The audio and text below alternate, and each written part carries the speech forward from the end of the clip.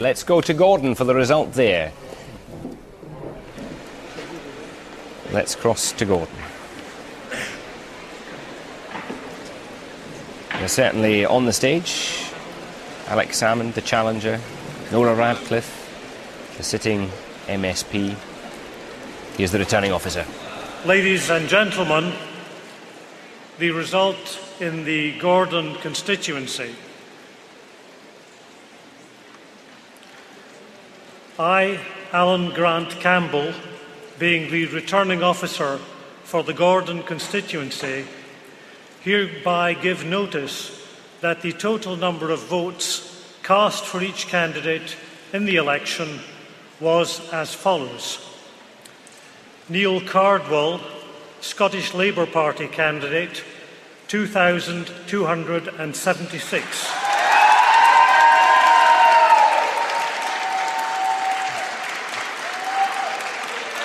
Bob Ingram, Scottish Enterprise Party, 117. Donald Marr, Independent, 199. Dave Mathers, Independent, 185. Nanette Lillian Margaret Milne, Scottish Conservative and Unionist, 5,348. Nora Radcliffe, Scottish Liberal Democrats, 12,588.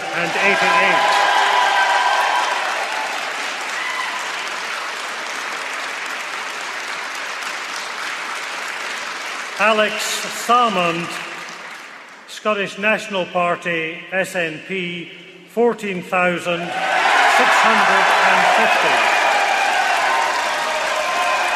I therefore declare that Alex Salmond has been duly elected to serve in the Scottish Parliament as the member for the Gordon constituency.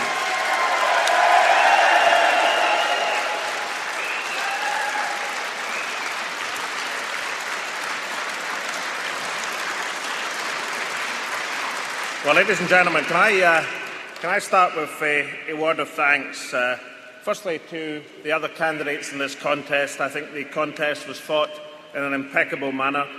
I want to thank my campaign team, particularly Stuart and Margaret and the many, many others who have helped us in Gordon over these last few months. I would like to thank my wife and family for putting up with another leadership and election contest. Above all, I would like to thank the people of Gordon for giving me the honour of serving them in the Scottish Parliament over the next 4 years. The people of the North East of Scotland are the most independent-minded, generous people in the world. It has been a privilege all my political life to serve them. I intend to continue to do so.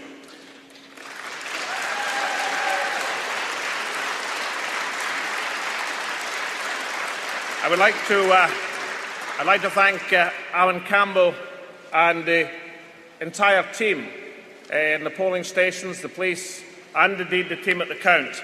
I was going to say that Alan, this would be his last election as a presiding officer in the North East of Scotland, as the longest serving presiding officer indeed in Scotland. But Alan helpfully pointed out a few seconds ago that who knows, there might be a general election in the next few months and he could be presiding over that. But as usual, Alan and his team have conducted this election in an impeccable manner. And none of what I'm about to say should fall upon them, because it's about decisions which were made elsewhere. The postal voting arrangements for this election across Scotland were totally inadequate. It is also the case that the decision to conduct an STV election at the same time as a first-past-the-post ballot for the Scottish Parliament was deeply mistaken, and as a direct result, tens of thousands of votes across Scotland have been discounted this evening. That is totally unacceptable in a democratic society.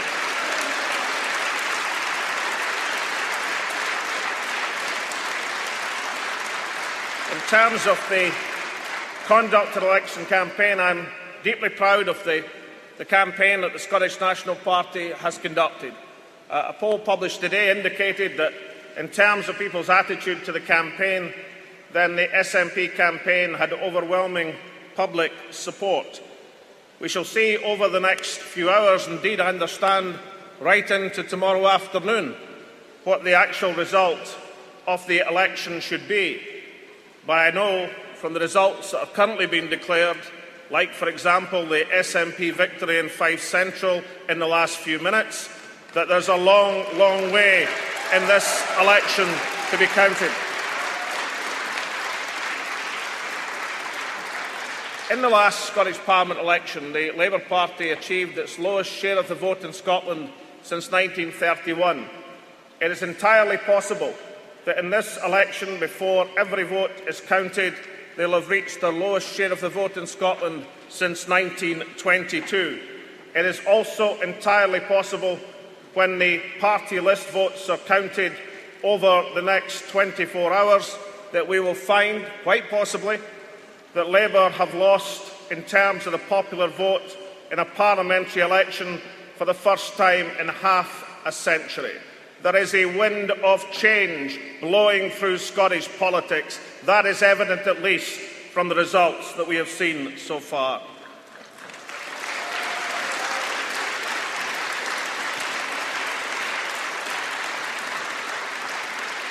When every vote is counted, it will be up to every party to assess the results, to accept the results, to see how a platform can be built to take Scotland forward on public services, on the economy, on continuing to build the confidence of the Scottish people, to take the determination of this country's future into our own hands.